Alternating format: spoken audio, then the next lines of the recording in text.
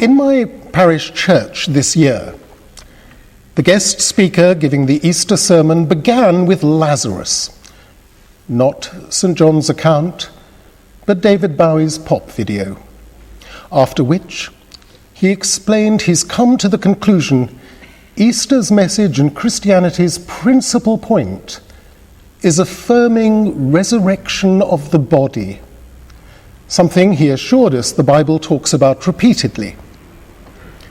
Maybe you assume so too, although I hope you won't in a few minutes from now. Since that speaker is a friend of mine, who enjoys a reputation in certain circles, his sermon was disappointing. A little bit because Bowie's video is simply a sub-Christian, much more so because my friend's two principal assertions, ones we'll examine tonight, depart from the theological mainstream. And also because when we'd met a month earlier and he'd said something similar, I challenged my friend, amiably, by offering a pint for every time resurrection of the body is mentioned in the New Testament. And I'll make you the same offer. Of course, you'll find anastasis, the Greek word for resurrection, some 40 times. 14 refer to the resurrection of mankind. 11 to the resurrection of the dead, 2 more to resurrection from the dead. 8 to Jesus' resurrection specifically. Then there are single mentions of resurrection of the just, also of the just and unjust, of resurrection of life, also of resurrection of judgment, and finally, the book of Revelation speaks of the first resurrection. Sorry to be statistical, but we need to be clear. Nowhere in the New Testament will you find resurrection of the body. The expression is never used, not once. Nevertheless, it is enshrined in the Apostles' Creed. Or is it? In fact, the term first appeared only in Tudor times, in a 1543 work usually called the King's Book, since it was authorized by Henry VIII, who also wrote its preface. What the Creed itself says in the original languages is Anastasis Sarkis in Greek, or in Latin, Resurrectio Carnis. And instead of being translated resurrection of the body, it ought to be resurrection of the flesh. I'm not splitting hairs. The distinction is significant. Body in the New Testament is a quite neutral term, whereas flesh definitely isn't. Were we in English to say resurrection of the carnal, that would give you a clue as to the difference. Flesh, especially when St. Paul used the word, is what sinfulness makes of us, not just weakness in the human condition. Flesh is the sphere of sin, of persons wrongly directed. Isn't that surprising, shocking even? Traditionally, in baptism, flesh is what Christians renounce, along with the world and the devil. It's precisely what we abjure, which, according to the Creed, will be resurrected. Yet the New Testament warns the flesh profits nothing. Flesh and blood cannot inherit the kingdom. So this flesh, being raised to stand upright, which is the root meaning of resurrection, must be new flesh, redeemed, born again. It needs to be, as it were, flesh, with the flesh taken out, spiritualized flesh. Sadly, my friend never suggested resurrection of the body is more than simple survival, our present physical bodies being revived, like Lazarus's, which is an essentially mundane hope. And that's the first way he departed from normal theology. Most ordinary Christians picture the afterlife as heavenly, and if pressed, will say that means it's spiritual. Most scholars think so too, as do I. But my friend insists it's surviving in a physical body such as we have now. Honestly, though, is that plausible when these bodies are subject to change, damage, decay, and finally death? No need to get too close to notice mine's gone a little way down that road already. Actually, we face simple alternative. Either our bodies must be altered so completely we can no longer consider them physical, or else we'll die again, as Lazarus did.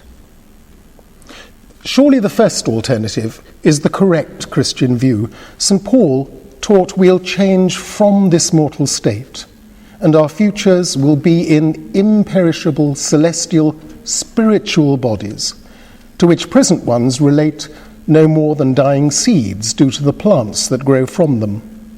Jesus himself said, "We'll be like angels." That I therefore regard as binding. As to its implications, Christians may legitimately differ, and what I'm about to say does involve speculation. Any discussion of afterlife does. My friend's materialistic view, or atheist denials do, just as much as mine. Like angels, yes, but not precisely the same. They're reckoned pure spirits, capable of acting in our world, but neither part of it nor is it part of them. However, for us, it's where our identity is forged. So wouldn't becoming pure spirits forfeit and devalue our physical experiences, impoverish us, even undermine our identity?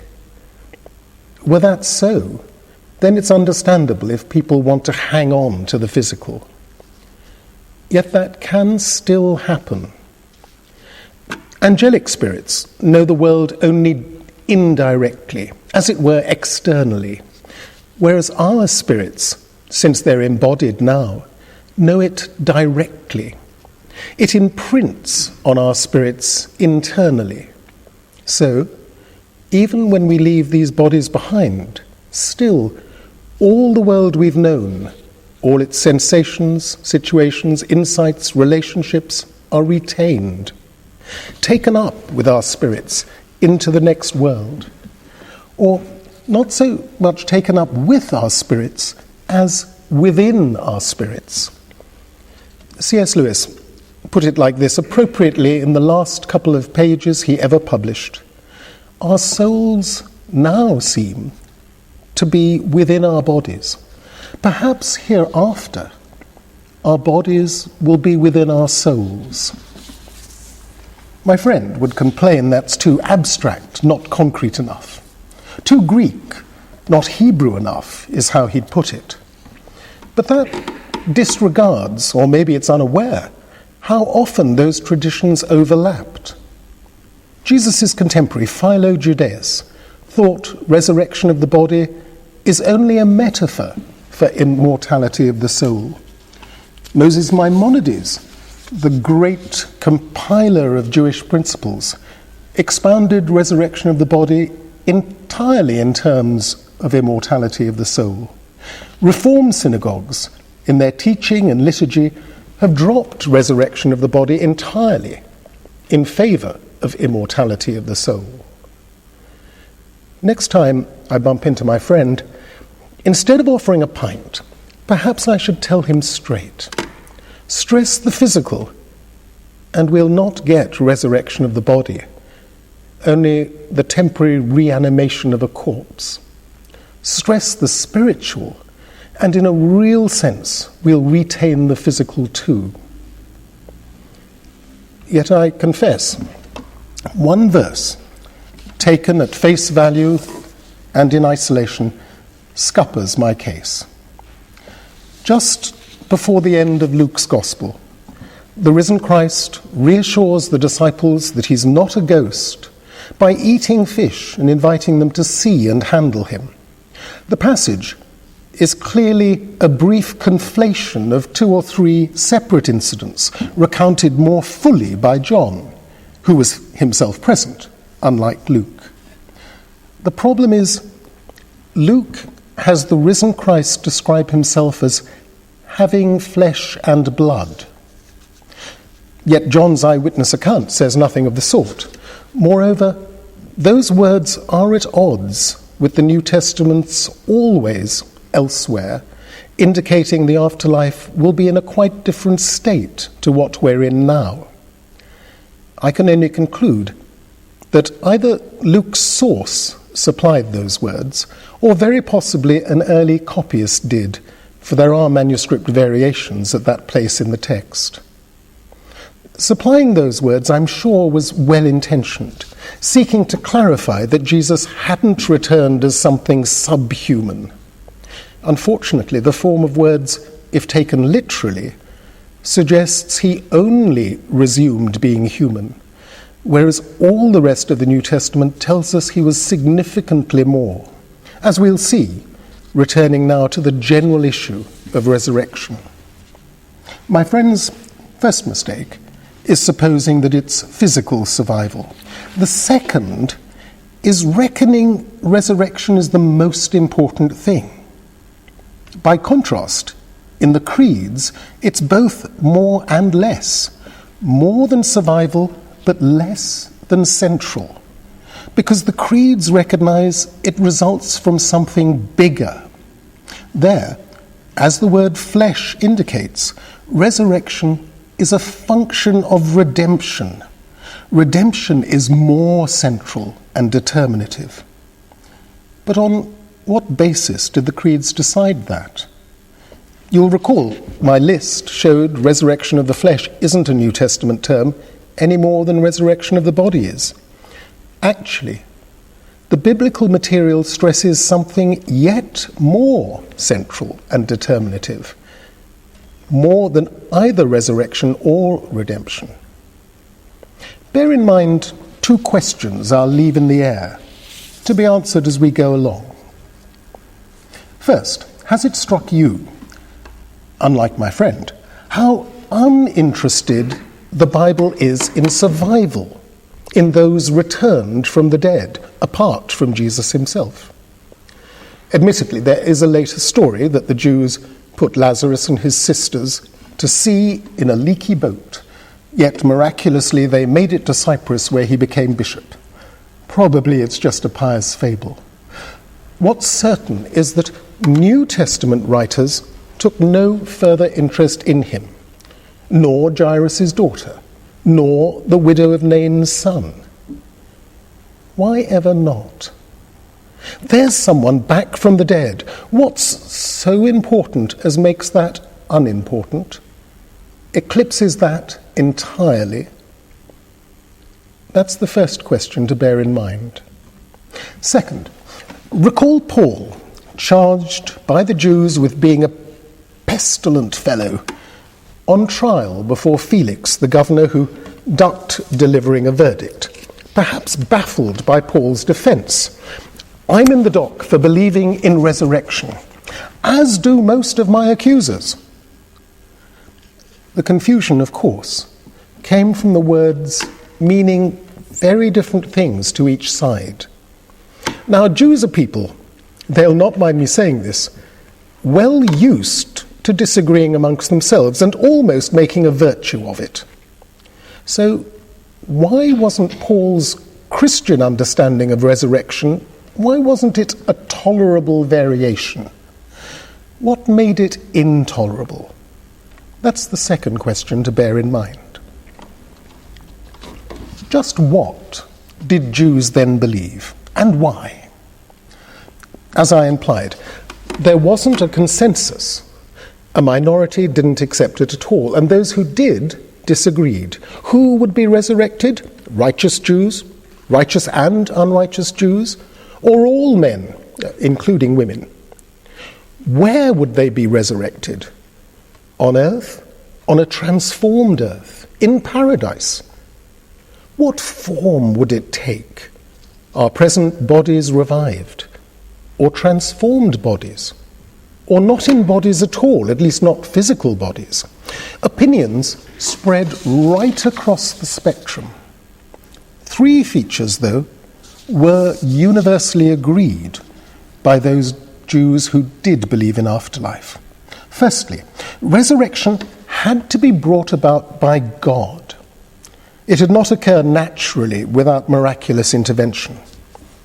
Secondly, it had occurred at some future date, which would also mark the end of the age, the end of the world. And thirdly, whether involving all or only some of mankind, it'd be a separation, finally, of good from evil. It'd be accompanied, or would constitute, final judgment. And why had many Jews of Jesus' time come to believe this? Old Testament Jews anticipated only an unappealing lingering of subhuman shades in subterranean Sheol. Ezekiel's vision of dry bones reassembling was about the nation regathering, not the fate of individuals after death. A verse in Job does suggest that, but it's more a yearning than a statement of belief. In Psalms, a couple of verses and a passage in Isaiah are also suggestive, but their poetic language makes precise interpretation difficult. The first clear statement of resurrection, written right at the end of the Old Testament period, is in Daniel. Many of them that sleep in the dust of the earth shall awake, some to everlasting life, some to reproaches and everlasting abhorrence. Yet, large as those scattered few verses loom in retrospect, the fact is they had no appreciable impact on Jewish thinking at the time. Only later, in the intertestamental period, did the belief begin to take hold. During the Maccabean revolt, the large numbers martyred engendered a feeling it'd be fitting, appropriate, it'd be just for God to reward their self-sacrifice with an afterlife more substantial than Sheol. On the basis of such theorizing grew the hope of resurrection. Now, consider the contrast. Lazarus called out of the grave wasn't pious conjecture. Instead, it's witnessed as fact. Nor was it in the future. Instead, it's the end of the world, a new age breaking into the here and now. Nor was it reward or recompense for the sacrifices of righteousness. Instead, it's given by one whose love was evident in his weeping for the dead. Nor was it vindication of the rescued. Instead, it vindicates the rescuer who had seemingly abandoned the man to die. Nor was it final judgment on us men. Instead, it demands we pass our judgment on the one who quickens the dead. That's what eclipses interest in Lazarus. Other questions, other answers pale before a single overwhelming issue. Who can do this? Re-quicken a man whose Hebrew name, Eliezer, happens to mean God is my help. In Martha's responses, there's escalating recognition, bereaved, probably tempted to feel betrayed. Nonetheless, she goes on trusting. And the heartbreaking delay, which meant Lazarus wasn't healed, nevertheless serves to display the glory of God, as it leads to something greater and more revelatory than just healing. The man her family previously called Rabbi, she now addresses as Lord, Christ, Son of God.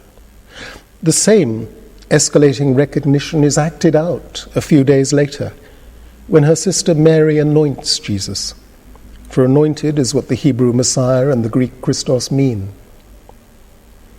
Always, resurrection was spoken of, it could only be spoken of, in the passive, resurrection of men. Men will be raised up.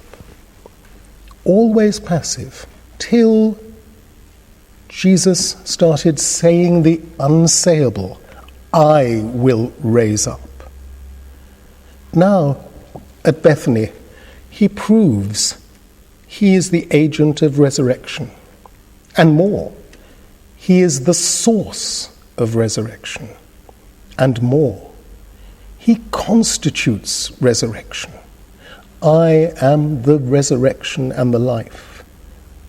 Consequently, whoever believes in me. Prominent members of the Jewish establishment passed a very different judgment. After all, how tolerable or how intolerable is it for leaders of an aspiring theocracy when someone acts as only God can? Caiaphas, high priest of the Sadducee faction which refused to believe in resurrection, cowed the council into judging it expedient to kill the rescuer. Thus, events at Lazarus' tomb would have been enough to explain why the sides arguing before Felix were at cross purposes. But the pestilent fellow Paul looked beyond Bethany to Golgotha.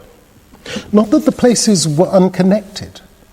From the outset, Thomas foresaw Jesus' going to the dead and putrefying man would cost Jesus his life. Yet Thomas wryly resolved to follow anyway, even if his own life would be at risk too. Jesus, of course, knew what was going to happen. When Mary anoints him, he discloses, it's for my burial. Restoring believers' lives at his cost, through his sacrifice, is precisely what redemption means. It's its key pattern. So now, finally, we've pinpointed what the biblical material actually stresses, that resurrection and redemption both are functions of our relationship with Jesus. That is the truly central determinative thing. Paul looked beyond Bethany and Golgotha, beyond the empty tomb too. Paul looked to the risen Christ himself, not to a place or event, but to a person, in response to whom Paul found and forged his true identity. And in common with all Christian believers, he discovered the only apt response to that person is worship. For Jesus' resurrection, unlike any other, wasn't a return to ordinary life. It revealed him both transformed and transforming, risen and then ascended, taking humanity up to God the Father. Jesus thereby intercedes eternally for us. So his overcoming death brings victory over sin as well. Our flesh is forgiven. And we learn the marvelous truth that what's been bad can become, like Lazarus' death, like Jesus' death, roots to a greater good. Already, in now having unimpeded access to God, we experience ourselves redeemed, which allows us to begin seeing our past, whatever its faults and flaws, was a path towards God's love. Presently, of course, we can make that out only partially. Enough, though, to trust confidently that creation is starting to stand upright. And finally, it will transpire that all things have been worked together by God for good to those who believe. Meanwhile, Christ sends the Holy Spirit to live in conjunction with us, confirming our calling to be veritable children of God, strengthening us through the means of grace and the hope of glory. Only it's more than hope. Already, Jesus is bringing us into new life, more abundant, more real. So even in ordinary circumstances, we're embarked on more than ordinary living. Moreover, we've the promise believers shall share the new life more fully hereafter, in splendor and tearless joy, enjoying God's joy and experiencing face to face his love. For me to live is Christ, to die is gain, Paul said, expressing perfectly what resurrection truly means. Lazarus wouldn't have thought what happened to him was diminished, but he must have delighted in how it was surpassed, transcended by the scope of love revealed and available once Christ was risen. My friend will find his expectations greatly exceeded, but so will we all believers. Near the start, I mentioned in passing the Tudor period, and I'm going to end with one of its martyrs' 10 remarkable last words. A 20-year-old Colchester maid, Elizabeth Folkes, facing the flames, managed 2 short sentences. The first conventional, the second disquieting, till its end makes all lucid. Farewell all the world. Farewell faith. Farewell hope. Welcome love.